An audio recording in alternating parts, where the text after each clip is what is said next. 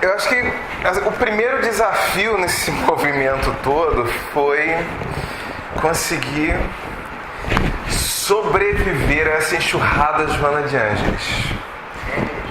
Porque essa palestra estava programada para segunda passada.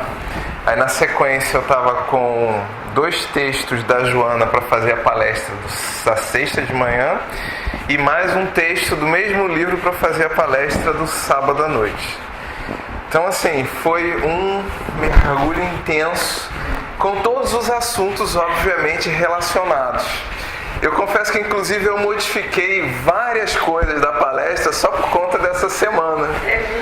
No sábado, na sexta e no sábado, né, o resultado disso acabou me levando a fazer alguns enxertos, retirar algumas coisas.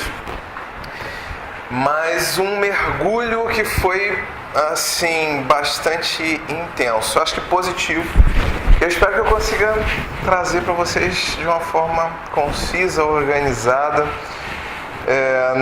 Da melhor forma possível, né?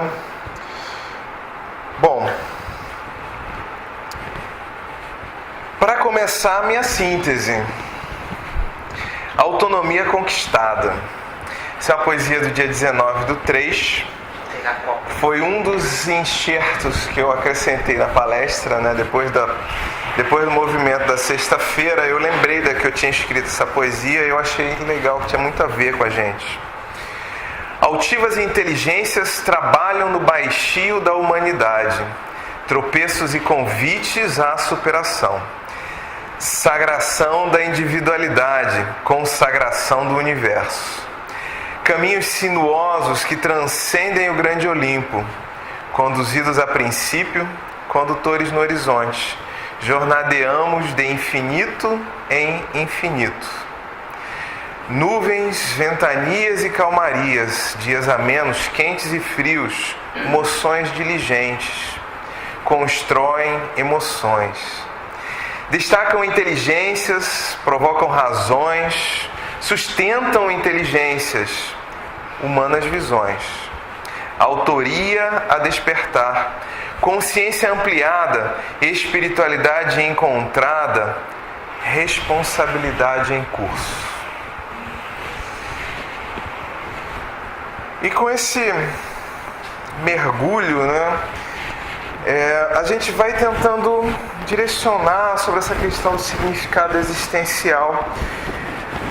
Antes de entrar no contexto que a Joana apresenta, antes de fazer uma apresentação geral, acho que talvez seja importante a gente olhar primeiramente, né, e para esse processo que a gente vem vivenciando, o objetivo que a doutrina propõe, e um livro que tem me ajudado muito nesse exercício, chama-se Revolução Espírita. É um compêndio de quase 500 páginas, é uma pesquisa de 10 anos que o autor fez, e que ela apresenta uma contextualização histórica, ela tenta resgatar o movimento, a ideia de Kardec, como é que isso foi sendo desenvolvido, e aí depois ele vem olhando para a evolução desse movimento espírita ao longo do tempo. E uma das coisas que me chamou bastante atenção nesse contexto, e aí nesse sentido, assim, eu acho que a Joana me perturbou muito nesse capítulo, que é o capítulo 9 do Atitudes Renovadas, vazio existencial, exatamente.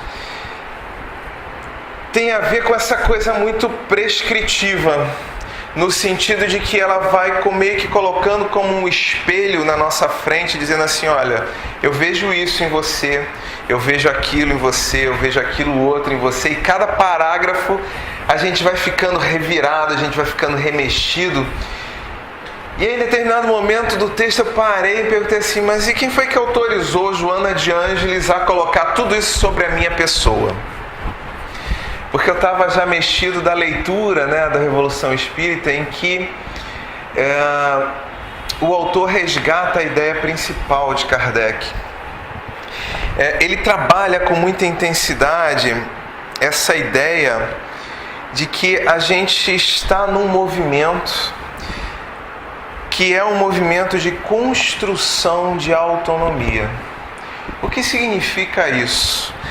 Significa que cada vez mais nós vamos caminhando para sermos capazes de diagnosticarmos o nosso próprio contexto, as nossas próprias necessidades, as nossas próprias questões, né? E irmos buscar as soluções. Também sermos capazes de identificar as nossas qualidades, as nossas conquistas e nos felicitarmos, sem que a gente precise de um agente externo, de um apontamento, de um processo de diagnóstico externo a gente, dizendo o que se passa.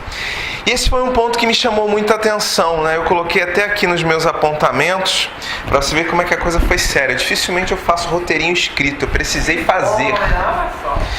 A intensidade dos conteúdos, né? Mas essa coisa da autoridade autoral versus a autoridade prescritiva, né? Gente, a gente está ainda num estágio de entendimento acerca de nós mesmos tão pequeno que nós estamos em processos de adoecimento, processos de sofrimento, processos de dificuldade e não somos capazes de endereçarmos por conta própria as causas. Não somos capazes de realizar um diagnóstico preciso e levantarmos a mão e pedir ajuda.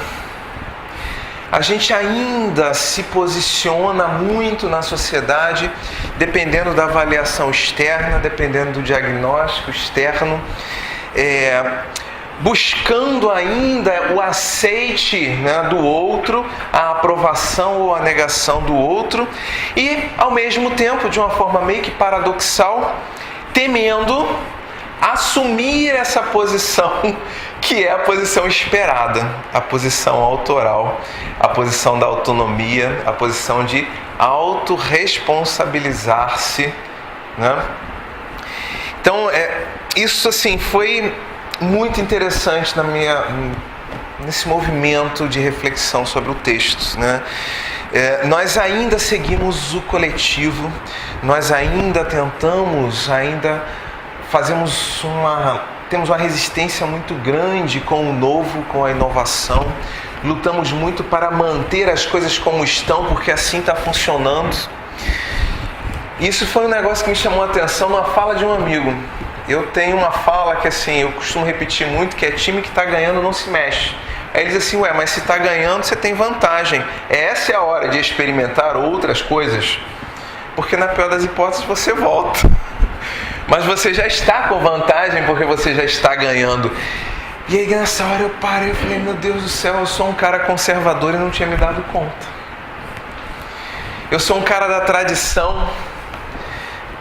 Isso tem um peso, né? E aí a gente vai mapeando, e aí amarrando com os textos anteriores, né, das palestras anteriores, né, a gente vai dizendo assim, gente, quantas coisas na minha vida e eu ainda me movo regido pelo medo, pela necessidade de me manter seguro. Então eu tento não inovar muito, porque se eu inovar muito eu vou ser excluído desse lugar, eu tenho o risco de perder determinadas vantagens, determinadas facilidades.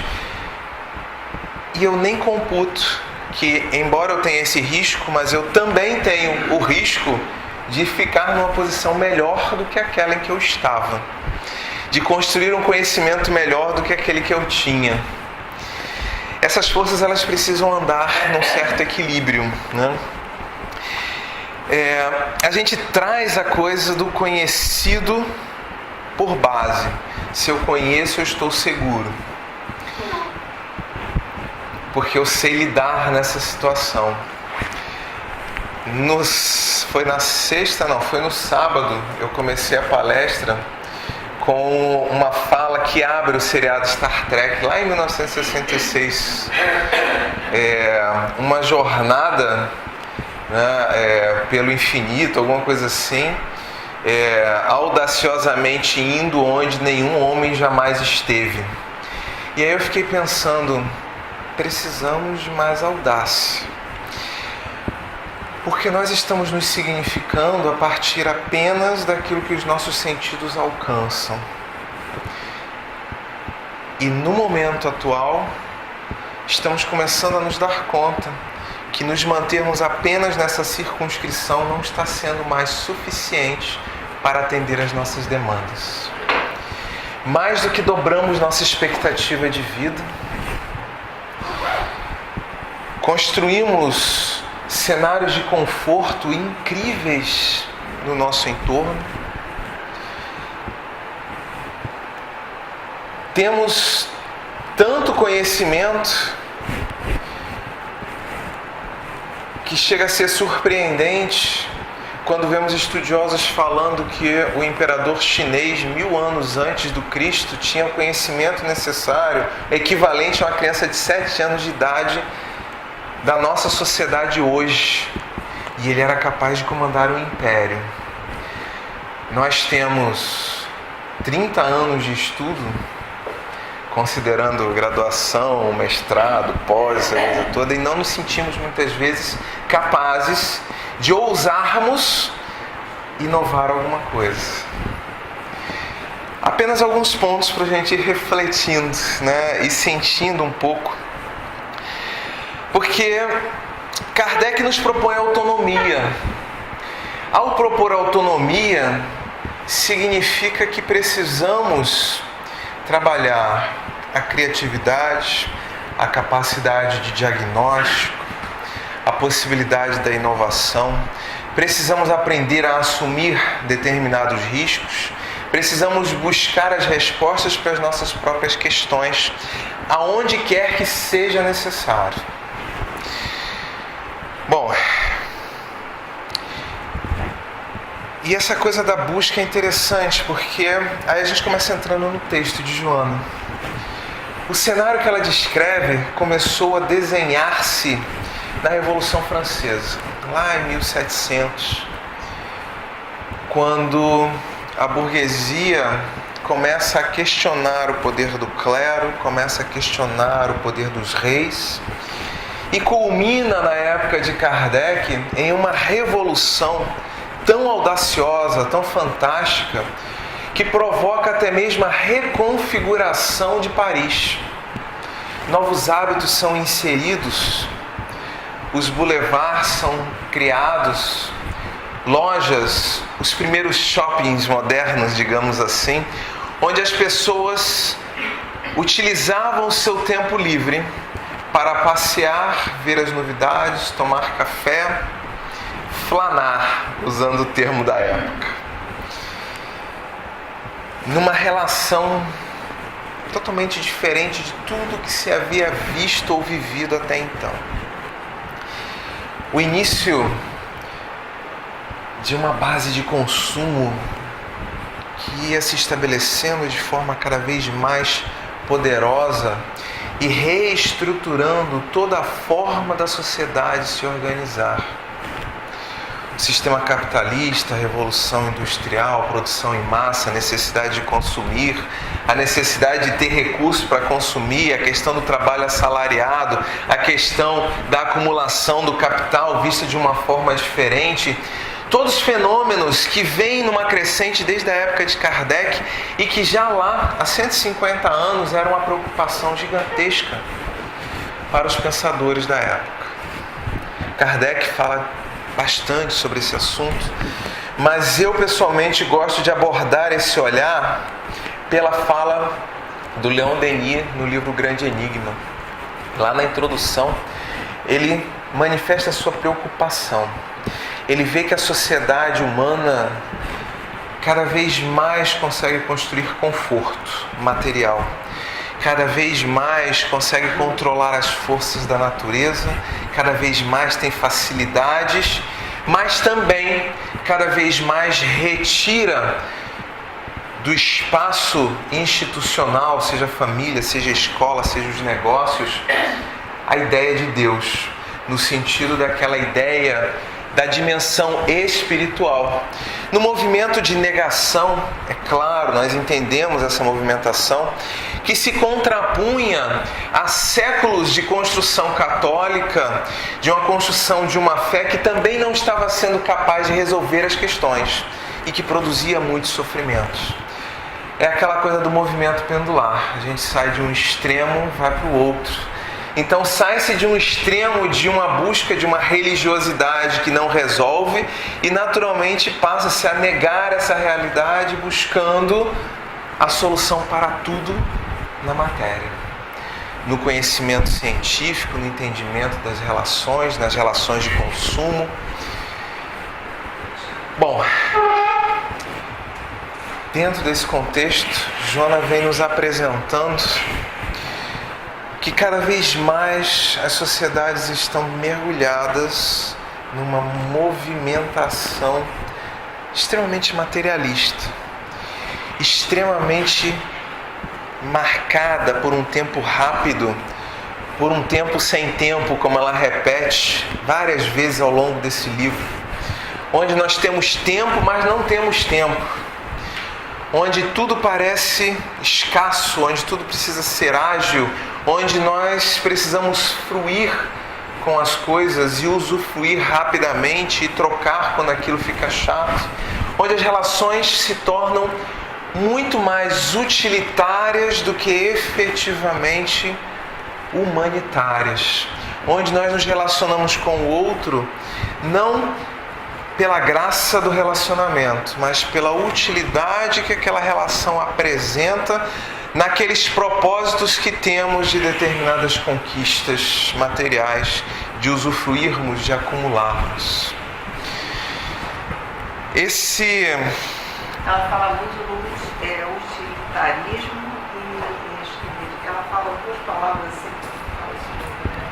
acho que é utilitarismo. Utilitarismo eu coloquei. Você falou agora, né? Tem uma outra assim que tá me fugindo. Uma coisa assim doida. Que é esse movimento frenético, muita atividade, e assim a gente vai trocando de uma coisa para outra sem refletir muito. É um movimento irrefletido. Ansiedade gera uma ansiedade. E isso vai gerando um cenário de ansiedade, isso vai gerando um cenário de angústia, isso vai gerando um esvaziamento da nossa essência efetiva. Porque, essencialmente, o que a doutrina espírita nos apresenta é que não somos seres encarnados, estamos seres encarnados. Não somos significados pela matéria, estamos nos significando através dela. Moldamos a matéria a partir daquilo que nós pensamos, a partir daquilo que nós sentimos, e não ao contrário. Mas nesse movimento de moldar, nós vamos tomando consciência acerca de nós mesmos, nos apropriando. Mas esse apropriar-se requer tempo, requer reflexão, requer uma passagem efetiva em que haja um tempo de maturação, de sedimentação das coisas. Tempo esse de que nos fala com muita prioridade Zygmunt Bauman. Não é um autor espírita, é um filósofo, mas quando ele traz o conceito da modernidade líquida e todas as derivativas, o amor líquido, tudo que é líquido, ou seja, tudo que flui, tudo que não tem uma corporeidade, uma consistência permanente, está tudo em constante movimentação, tudo em constante modificação, a gente não tem muito tempo para pensar acerca de nós mesmos. Esse vazio nos leva a uma busca cada vez mais desenfreada e vamos seguindo o fluxo das massas, o fluxo da matéria, o fluxo que é proposto pelo mundo de escassez que nós vivemos. Quem quiser aprofundar um pouco mais isso, dá uma olhada lá no meu canal lá do Web Espiritismo no YouTube, porque eu já publiquei as palestras de sexta-feira e a de sábado. Então tem mais 80 minutos aí para dar uma aprimorada nesse pensamento. Mas é isso. Joana traça esse quadro e nos fala então dessa agilidade ansiosa, nos fala dessa falta de perspectiva espiritual, nos fala desse pouco investimento no amadurecimento das questões. Eu, na área da informação, digo assim: estamos negando as meta-informações. Ou seja, estamos nos negando a assimilar o conhecimento acerca de nós mesmos. Nessa altura, por isso que você não tem espaço para tristeza. Não há espaço para tristeza, não há espaço para dor, porque essas coisas nos consomem e nós não temos tempo. Precisamos ser felizes a qualquer custo, e se há uma receita mais rápida... Vai ser um tempo triste. Essa movimentação das relações que se fazem e desfazem com agilidade, por conveniências, pelos objetivos puramente materiais, vai nos consumindo. Mas não há como negar. Somos seres essencialmente espirituais. E naturalmente nós nos ressentimos exatamente por esta falta de olhar da faceta espiritual. No capítulo 28, eu acho, do livro, Joana nos fala dessa questão das emoções básicas. E ela diz que a gente vivencia intensamente hoje 2 das 3. Vivenciamos a iracidade e o medo em suas derivações. Porque não necessariamente que eu seja um cara raivoso e briguento, mas a indignação é uma emoção que deriva da iracidade. Só para a gente pensar. Não é uma emoção ruim. O problema é só vivermos em cima daquela emoção. E ela nos fala de uma terceira, que é a que está faltando nessa equação mágica do equilíbrio, da harmonia, que é o amor. A necessidade de vivenciarmos o amor em todas as suas derivações, mas que em todas elas pressupõe a relação atenta, a construção ao longo do tempo com o outro. Pressupõe começarmos a admitir que não somos seres extinguíveis e que estamos construindo um patrimônio infinito e que, portanto, precisamos sim nos portarmos dentro de um contexto de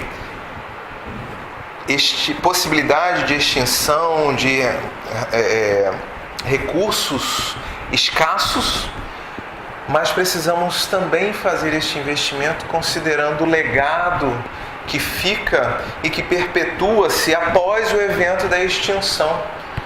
Porque a extinção é apenas da possibilidade da vida material, quando o corpo físico para de funcionar. Nossa essência espiritual segue, né? Nós estamos nesse movimento,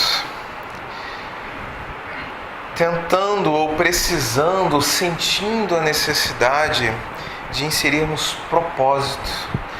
Eu não sei vocês, mas parece que a nossa sociedade hoje vive quase que um pensamento obsessivo da necessidade de inserirmos propósito no que fazemos. Tudo tem que ter um motivo, tudo tem que ter uma causa,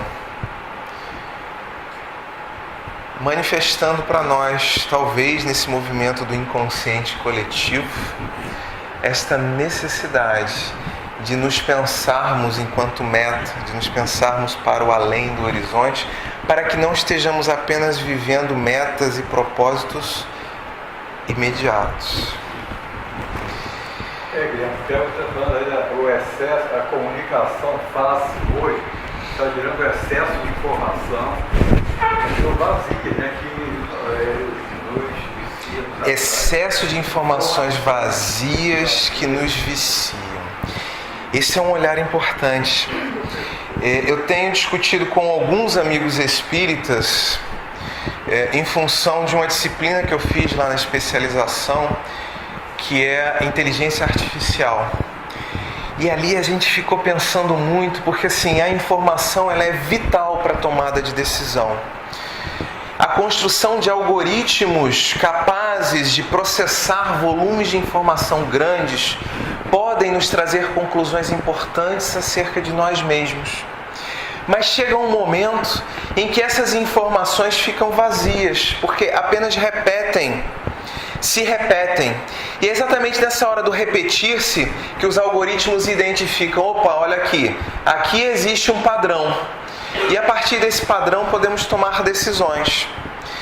A inteligência artificial pressupõe exatamente esse olhar, da gente pensar assim, olha, em cima desse conjunto aqui, vamos imaginar, de visitas, de navegações na internet, pela conta lá do Google, eu consigo identificar por onde é que o cara está indo e consigo propor novos sites, novas possibilidades de informação daquele mesmo gênero, porque eu já mapeei que aquele sujeito gosta disso. Um exemplo fantástico disso é o Netflix. A gente cria a conta e ela está meio que no zero, né? E aí a gente vai ali, assiste uma série, assiste um filme, um episódio, não sei o quê. Daqui a pouco a gente vê que a lista de sugestões, ela está determinando um único padrão sem variedade. É a informação vazia. É a informação que perde o valor. Temos áreas da nossa ciência hoje pensando nesse contexto. O Big Data, o tal do BI, a inteligência artificial, machine learning, que são caminhos que visam automatizar esses processos de identificação de padrões e proposição do próximo, tomada de determinadas conclusões, mas em cima de um contexto mais ou menos fechado.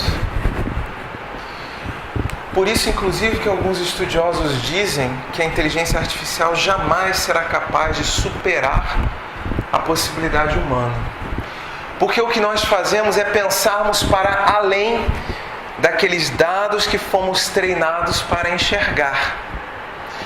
Para usarmos da nossa imaginação, para projetarmos coisas e a partir daquela projeção, a partir daquela simulação, irmos colocar em xeque se aquilo é uma hipótese viável ou não, se há indícios ou não, e nesse contexto inventamos mecanismos de medir. Agora imaginem se nós vivêssemos simplesmente dizendo assim, para trazer um exemplo fácil, todo som audível está entre, eu não vou usar o som que eu não me lembro a faixa, todo espectro visível de luz está dentro de tudo aquilo que couber no infravermelho e no ultravioleta. Fora disso não há luz. Ponto.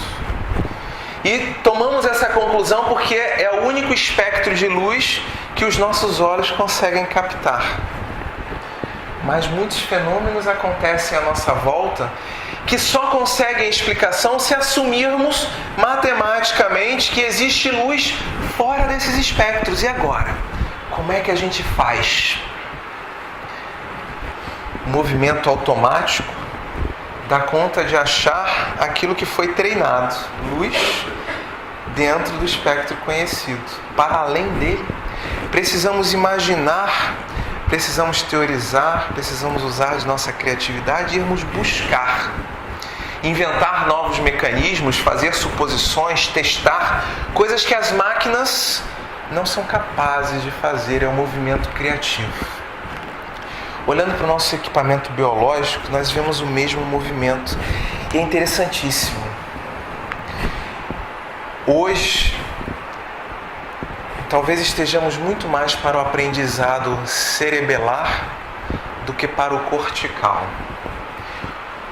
O aprendizado cerebelar é aquele que aprende com acerto e erro. Então, dentro da situação posta, tomo uma atitude, a consequência foi boa, eu assumo aquilo como uma receita possível. Na próxima vez que uma situação semelhante se apresentar, o que meu cérebro faz? Apresenta aquela receita que está armazenada como possível resposta. E aí assim a gente vai construindo os aprendizados. E aí a gente fica naquele circuito vicioso e andando muito devagarzinho, na tentativa e no erro, repetindo mais do mesmo num cenário de segurança, e assim, não, eu não vou atravessar portas de vidro porque eu só aprendi a atravessar portas de madeira. Então, na hora que eu estou numa sala, preciso passar para outra, existe uma porta de vidro, o que eu faço? Eu não faço, porque eu só sei passar por portas de madeira. Se só tiver uma janela, então complicou. Esse é o aprendizado cerebelar. Exige uma certa audácia da nossa parte para vencermos esse mecanismo automático e partirmos para o aprendizado, a possibilidade do aprendizado cortical. Utilizando o córtex frontal, pensarmos, mas espera aí, apesar de serem portas de materiais diferentes, mas há semelhanças entre elas. Pode ser que esse negócio aqui de vidro seja uma porta, porque é parecido com aquela de madeira. Então pode ser que eu atravesse da mesma forma. E aí a gente vai lá e arrisca. Mas esse movimento requer esforço. O sucesso dessas tentativas fortalece nossas almas, nos alimenta. Atravessamos fronteiras, conquistamos novos conhecimentos, definimos novas sinapses, e aquele aprendizado também passa a fazer parte do compêndio de possibilidades do aprendizado cerebelar.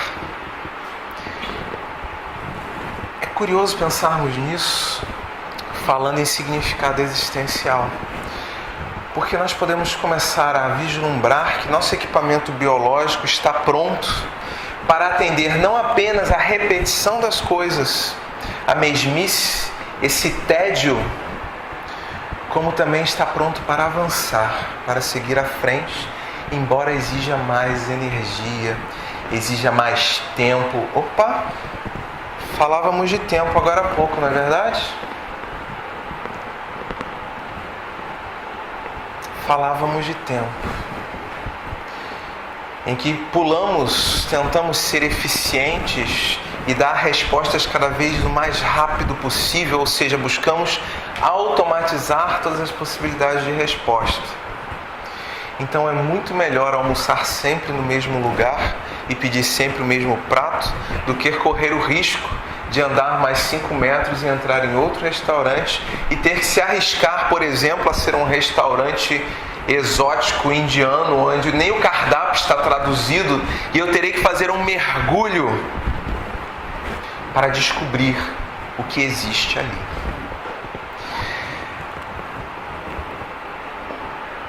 Inovação e criatividade andam juntos com prosperidade e progresso. Somos seres espirituais que nos descobrimos através da dimensão material. Mas essa dimensão material está chegando a um limite daquilo que ela pode nos oferecer. Esse processo de adoecimento, essa dor, esse sentido de vazio que sentimos, diz pra gente que precisamos investir até o fundo dos recursos materiais que temos à nossa disposição. Mas precisamos estar prontos para lidarmos com uma nova realidade. E nova, tipo assim, tem 2000 anos que a gente fala desse assunto. Meu reino não é deste mundo. Estamos falando de quê? Da nova realidade. Investe seu tempo, investe seus esforços, mas entende que a vida nesse mundo aí é complicado. Você está fazendo um investimento para um outro mundo. Há pelo menos 2000 anos estamos lidando com essa realidade, mas insistindo em nos mantermos restritos na realidade material, na realidade sensória, naquela faixa do que nós conseguimos perceber. E nossa inventividade é tão grande que criamos as teorias mais mirabolantes para negarmos a existência da dimensão espiritual. E na falta de possibilidades de trazer outras explicações, a gente usa a emoção da iracidade, briga com o outro, rompe, bloqueia no Facebook porque eu não quero entrar em contato com esta realidade. Fulano é louco, fulano é surtado, fulano pensa fora da caixinha. Não quero contato com essas pessoas. E vamos nos mantendo naquele conjunto que pensamos ser seguro e não ousamos inovar. A repetição dos mesmos contextos em que estamos acostumados nos leva a um esvaziamento da nossa essência, e eu estou repetindo a mesma coisa que eu falei agora há pouco. Nos leva a esse esvaziamento da nossa essência inovadora, da nossa essência criativa, daquele que sabe que tem algo a mais, que nos diz que mesmo diante de tudo que a gente está sofrendo, eu trago um sentido de justiça e de bondade tão forte que é necessário que haja algo mais. Não dá para restringir a vida apenas nisso, porque senão não faria sentido. Eu, pelo menos, sou espírita por causa disso. Outro dia me perguntaram assim, por que você é espírita? Eu falei, cara, boa pergunta. É porque até agora ninguém conseguiu me apresentar uma outra explicação que me coloque em conexão com tudo que eu vivo, de dificuldades e felicidades, e esse sentimento de que há um espaço de felicidade possível, de que há um espaço de bondade acolhedora. Se eu não considerar a possibilidade espírita, eu desmonto. Eu tenho essa discussão com um amigo meu que é ateu e é fantástico, porque ele é um cara pessimista, não acredita em Deus, não acredita em religião, é um cara doente, no sentido pleno da palavra, é um sujeito vazio, que está o tempo todo de mal com o mundo. E aí volta e meia, quando ele está naqueles momentos, ele diz assim, eu não sei como você consegue ser otimista. Eu falei, é porque eu não tenho pressa. Esse país vai tomar jeito. Daqui a 2.000 anos, 3.000 anos, 15.000 anos, em algum momento ele vai tomar jeito, e eu estou fazendo parte dessa solução. Eu não tenho pressa, eu acredito na imortalidade, meu amigo. Tá aí o seu problema. Aí ele fica, porque ele entende, ele não entende a minha realidade, mas ele já entendeu de alguma forma que a realidade dele não tá boa. Isso ele sabe. Isso ele sabe. Essa movimentação, né, vai nos levar. Ele não tem onde se apoiar, ele não tem onde ser acolhido, ele não tem algo que o sustente. Mas é interessante porque o Evangelho segundo o Espiritismo nos diz assim, quando ele fala dos bem-aventurados, os humildes, que herdarão o reino dos céus. Quando Kardec vai desdobrando esse assunto, ele diz assim, e aos orgulhosos, eles têm a ciência. Então assim, olha, vão levar mais tempo, mas eles vão chegar nas mesmas conclusões, porque eles vão exaurir todas as possibilidades de entendimento material. Eles vão exaurir todas as possibilidades de concretude para explicar e vão ter que atingir um certo nível de abstração. Vão ter que admitir de alguma forma a existência do Espírito, a existência de um Deus. Já estão, né? Pois é. Já estamos nesse caminho. Quando a gente bota na nossa mesa de estudo o campo da física quântica, por exemplo, gente, a física quântica é um tratado sobre Deus. Quando o neurologista americano acha que a meditação é o caminho, já alguma coisa assim. Quando a gente considera que mesmo os eventos físicos mais concretos, que até então anunciávamos, olha, se você juntar isso mais isso, vai dar isso. Sempre. E o cara começa a dizer assim, não, mas segundo a física quântica depende. Porque se o cara estiver esperando aquilo outro e tiver força suficiente para manifestar o pensamento dele, ele vai subverter aquele comportamento. E aí pode ser que em determinado momento eu largue esse celular e ele fique flutuando. E a física quântica explica isso. É aquela coisa que a gente chama de energia. Aquela coisa que a gente chama de energia. E a gente vai aos poucos adentrando, desmaterializando o nosso pensamento. E aos poucos a gente vai caminhando, não mais apenas pelo olhar das sensações, mas pelo olhar da construção dos sentimentos, das relações.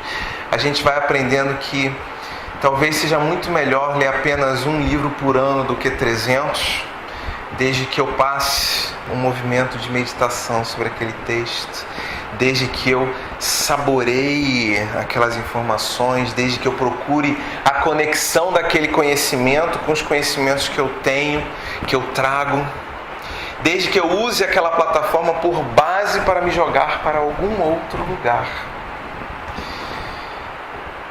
A descoberta do espiritual pela exaustão dos limites do material e a incapacidade do material dar algumas respostas. É um dos tópicos que eu botei aqui. Porque não é só a exaustão, mas é também a incapacidade de explicar alguns fenômenos. E aí nós vamos fazendo um mergulho cada vez mais intenso. Seja através da matéria ou seja através do espiritual. Mas é necessário nos relacionarmos com esse prumo interno. É necessário conversarmos efetivamente com esse vazio espiritual. Entendermos qual é a ordem desse lugar, desse espaço, para tentarmos trabalhar comendo que nem se come mingau quente, pela beirada. A gente não vai ao centro. O que Joana propõe, e eu acho fantástico no texto, é que ela diz assim, ok, todas essas ferramentas que você está usando para fazer reverberar, para fazer eco nesse teu vazio, repara que se você mudar o teu propósito, você consegue utilizá-las para dar saltos quânticos em termos de progresso, em termos de crescimento. Basta começar a tentar reformular essas ferramentas. Basta começar a buscar outros usos para elas. É possível crescermos muito usando as redes sociais. É possível usarmos o potencial computacional a nosso favor. Eu atualmente uso uma ferramenta do Facebook de uma forma interessantíssima. Vocês já usaram aquele recurso neste dia? É muito legal. Você entra lá no Facebook, aciona lá, o On This Day, nesse dia, e aí você vê o que você postou naquele dia, no ano passado, no ano retrasado, no ano anterior. Todo o histórico. Aí de repente eu olho para aquele histórico e digo assim, caramba, olha que interessante. Aí eu pego o dia seguinte, pego o dia anterior, pego 2 dias antes. E nesse movimento a gente vai percebendo os nossos padrões, o começo das nossas crises de vazio. É uma grande ferramenta de autoconhecimento que a gente hoje só usa para reverberar informações vazias, como ele colocou. Pensar que ao reverberarmos informações de outros, ao buscarmos o pensamento, outros pensamentos diferentes do nosso, ao sairmos meramente daquela coisa da sugestão do timeline e dizer assim, fulano de tal que eu encontrei hoje, o que ele está pensando? Esse é um exercício que eu tenho feito muito. Eu estou parando de ir no timeline em cima das sugestões. Eu quero saber efetivamente o que a Carmen está pensando. Aí eu vou lá olhar para a história da Carmen no Facebook.